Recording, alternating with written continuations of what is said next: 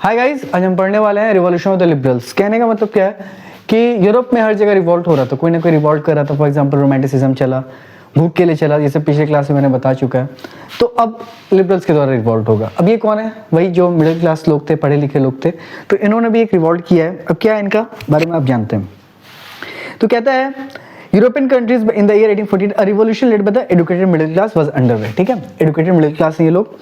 Events of February 1848 in France had brought about the abdication of monarchy. मतलब क्या है कि मोनार्की खत्म हो जाता है एक तरह से फ्रांस में 1848 में, जो आपने मैंने बताया था पिछले क्लास में, लुइस फिलिप भागता है वहां से। ठीक है, अब होता है क्या इसके बाद कि बहुत से लोग other parts of Europe, independent nation state जो उस वक्त एग्जिस्ट नहीं करते थे, जैसे कि जर्मनी, इटली, पोलैंड, तो main and women the liberal middle class combined there demands for constitution. मतलब क्या है कि अब लोगों को क्या चाहिए? संविधान चाहिए। देखो ये पूरा जो कॉन्सेप्ट है ना, अब यहाँ से कहाँ जर्मनी की तरफ निकलेगा। ठीक है, तो ये वाला कॉन्सेप्ट बहुत जरूरी है, इसको समझते हैं। उसके बाद हम लोग जर्मनी बनाएंगे, इटली बनाएंगे। तो बस इसमें क्या क्या चीज़ इंपॉर्टेंट मैं एग्जाम के लिए बता देता हूँ, और बस आप थोड़ा सा पेशेंस रखिए। देखिए होता क्या है यहाँ पे कि जो लिबरल मिडिल क्लास है वो चाहते हैं कि कहीं ना कहीं पार्लियामेंट रहे, संविधान रहे, राजा संविधान के अकॉर्डिंग चले। बस यहाँ पे ये कॉन्सेप्ट है। होता क्या है देखो, they took advantage of the growing popular unrest to push their demands for the creation of nation state on a parliamentary principle। parliamentary principle क्या होता है कि जहाँ पे लोग पार्टिसिपेट करें, संविधान हो, रूल ऑफ लॉ हो, ठीक है, सबका चीज़ हो, फ्रीडम ऑफ प्रेस हो, फ्रीडम ऑफ एसोसिएशन हो कि आप कोई भी ग्रुप बना सकते हैं। तो यहीं क्या होता है जर्मन रीजन में, कहाँ का हम बात करें जर्मन रीजन में, large number of political association whose members for middle class professional. यहाँ पे मिडिल क्लास प्रोफेशनल लोग रहते हैं, बिजनेसमैन रहते हैं, बहुत से प्रॉस्पेरस आर्टिस्ट रहते हैं जो समृद्ध रहते हैं। ठीक है, came together in the city of Frankfurt and decided to vote for an all German national assembly। अब कौन सी सिटी में आते हैं वो?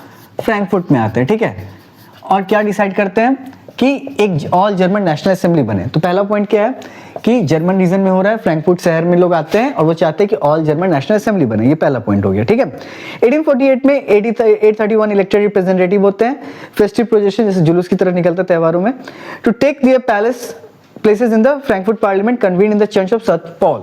कहाँ पे बुलाया गया हो? संत पॉल चर्च में। आपके एग्जाम में दो चीज आता है, right a short notes on Frankfurt parliament, तो आपको ये लिखना है right a short notes on Sant Paul, तो मोस्टली आपको इसी से रिलेट करके लिख देना है। तो ये फ्रैंकफर्ट पार्लियामेंट जो आया था सिटी में, वो कहाँ पे बुलाया गया था? चर्च संत पॉल में बुलाया गया था। ठीक है, व्हेन द डिप्यूटीज, ओके, यहाँ पे क्या लिखा हुआ है? They drafted a constitution for a German nation to be headed by the monarchy subject to parliament. बहुत अच्छा, यहाँ पे क्या बोला कि ये एक संविधान बनाते हैं। ठीक है, क्या लिखा हुआ देखो, they drafted a constitution for a German nation. German देश कैसे चलेगा उसके लिए एक संविधान बनाते हैं। ठीक है, to the headed by a monarchy, उसका हेड मोनार्क रहेंगे, कोई दिक्कत नहीं है, सब्जेक्ट टू अ पार्लियामेंट। वो बट वो जो मोनार्की है वो पार्लियामेंट के अधीन रहेगी। पार्लियामेंट में कहाँ से लोग जाएंगे? चुन के जाएंगे, तो मतलब कहीं ना कहीं लोग के अधीन रहेगा। ठीक है, मोनार्की है, राजा जी आप राजा रहिए, बट संविधान के अकॉर्डिंग चलना है। ठीक है, बस यही चीज था।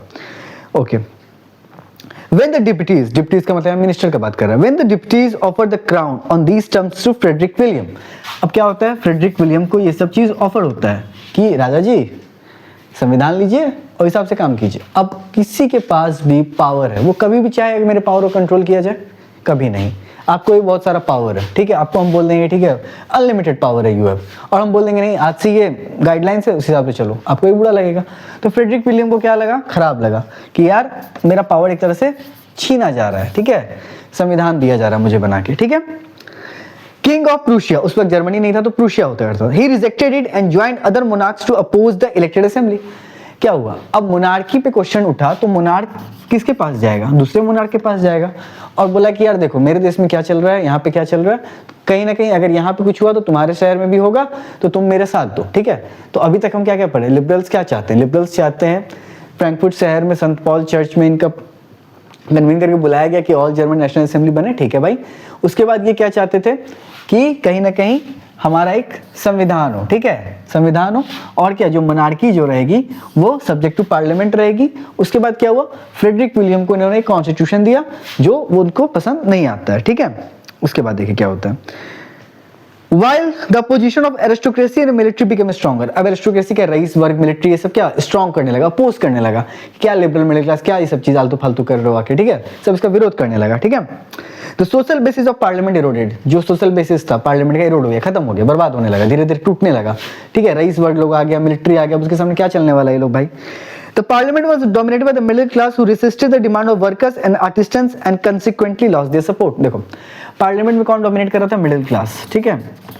ओके, फिर कुछ और हो जाएगा, ठीक है, मैं पूरा ही लिख देता हूँ, मिडिल क्लास, ठीक है। मिडिल क्लास डोमिनेट कर रहा था, और यहाँ पे क्या हुआ दिक्कत कि इन्होंने वर्कर की डिमांड को नहीं उठाया। अब भाई देखो, मिडिल क्लास था, ऊपर एरिस्टोक्रेसी है, नीचे वर्कर है, तो भाई एक तरफ इससे लड़ाई है, और भाई आपका वर्कर भी सपोर्ट खत्म हो गया। क्यों सपोर्ट खत्म हो गया? क्योंकि जो इन्होंने मिडिल क्लास ने वर्कर के सपोर्ट को नहीं उठाया।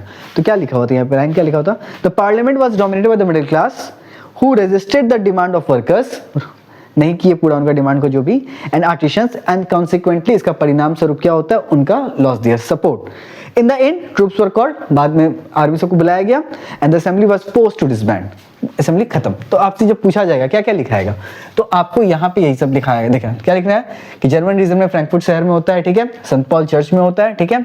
मोनार्की को क्या बोला गया कि आप सब्जेक्ट टू पार्लियामेंट रहिएगा, ओके। फ्रेडरिक विलियम को संविधान दिया, राजा जी संविधान लीजिए, बट राजा जी तो मुकर गए, ठीक है।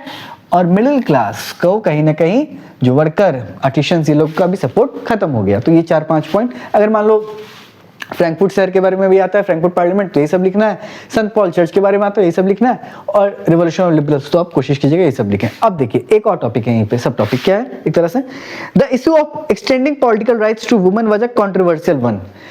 वुमेन को वोट डालना एक तरह से कंट्रोवर्शियल चल रहा था। पैट्रियार्की सोसाइटी थी ठीक उस वक्त, liberal movement in which large number of women had participated actively over the years. Women participate तो कर रही है, लेकिन कंट्रोवर्सी बना हुआ है कि इनको वोट डालने दिया जाए कि नहीं दिया जाए।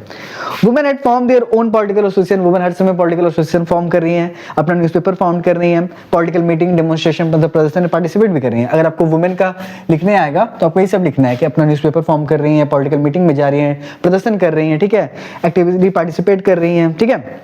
उसके बाद despite this they were denied suffrage rights, मतलब वोटिंग राइट्स उनको मना कर दिया गया during the election of the assembly, okay. एक यहाँ पे टर्म लिखा हुआ है फेमिनिस्ट, फेमिनिज्म क्या है, ये कॉन्सेप्ट क्या है कि जो बॉयज और गर्ल्स हो, मेल और फीमेल को इक्वल राइट्स मिले, ठीक है। फेमिनिज्म ये नहीं कहता है कि सब कुछ औरत को मिले, यहाँ पे ये कहता है कि बॉयज और गर्ल्स को इक्वल राइट्स मिले, ठीक है। तो यहाँ पे क्या आगे बोलते हैं, when the Frankfurt Parliament convened the Church of St. Paul, women were admitted only as observer or to stand in the visitor gallery, कि बस ये संत पॉल चर्च है, आपके बुक में होगा, और उनको बोला कि भाई ऑब्जर्वर करके देखिए, मतलब ऊपर से देखिए क्या काम चल रहा है, ठीक काम चल रहा है कि नहीं, ठीक है। ताकि वाला है, और कुछ खास नहीं था इनमें। आगे सुनिए, The conservative forces were able to suppress, अब यहाँ पे क्या होता है तो आपको यही लिखना है। वुमेन के बारे में बोला गया तो कि एक्टिवली पार्टिसिपेट कर रही थी, डेमोन्स्ट्रेशन कर रही थी, फिर उनको वोट डालने नहीं मिल रहा था। और संत पॉल चर्च में खास बात ये पिक्चर आता है कि क्या दिखा रहा है, तो वुमेन एज अ ऑब्जर्वर दिखा रहा है, ठीक है। The conservative forces were able to suppress liberal movement, कह रहा है कंजर्वेटिव जो थे, जो पुराने ख्यालात के थे, वो लिबरल मूवमेंट को सप्रेस तो कर दे रहे थे, दबा तो दे रहे थे, no doubt. They could not restore the old order, but जितना पुराना कंजर्वेटिव था उतना पुराना वो नहीं पहुंचा पा रहे थे, ठीक है। Monarchs were beginning to realize that the cycle of revolution and repression could only be ended. अब मोनार्क को समझ में आ गया था कि भाई ये लोग रिवॉल्यूशन करेंगे, हम इसको दबाएंगे, फिर रिवॉल्ट करेंगे, फिर दबाएंगे, तो कुछ इनको ग्रांटिंग राइट्स दे दिया जाए, कुछ इनको अधिकार दे दिया जाए, जिस कारण ये रिवॉल्ट करना थोड़ा खत्म कर दें, ठीक है। By granting concession to the liberal nationalist revolution, hence in the year 1848, the autocratic monarchies of Central and Eastern Europe began to introduce the changes that had already taken place in Western Europe. मैंने पहले ही बात किया था कि waste आपका बहुत ज़्यादा develop था, ठीक है, as compared to central eastern, पीछे क्लास में पढ़ लीजिएगा। तो जो यहाँ पे डेवलपमेंट हुआ था धीरे धीरे यहाँ पे स्टार्ट होने लग गया था, ठीक है, okay. Thus, serfdom and bonded labor were abolished both in the Habsburg domain and Russia. serfdom और bonded labor खत्म हो चुका है, कमेंट में करके बताइएगा। बहुत बार मैं बताया serfdom क्या होता है, bonded labor क्या होता है, ठीक है।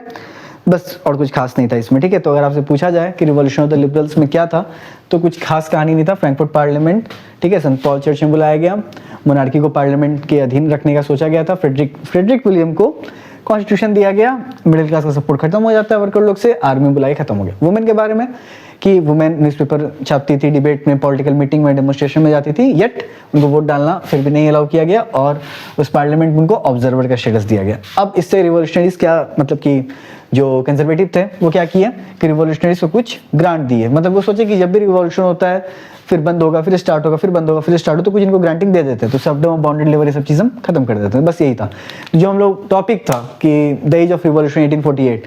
तो हम लोग क्या क्या पढ़े, हम लोगों ने पढ़ा जुलाई रिवॉल्यूशन, ग्रीस का हम लोग पढ़ा, उसके बाद फिर क्या पढ़ा, रोमांटिसिज्म पढ़ा, फिर हंगरी के बारे में मतलब हंगर के बारे में पढ़ा कि उसके बारे में रिवॉल्ट हुआ। तो ये सब चीज़ पूरा रिवॉल्यूशन के बारे में था।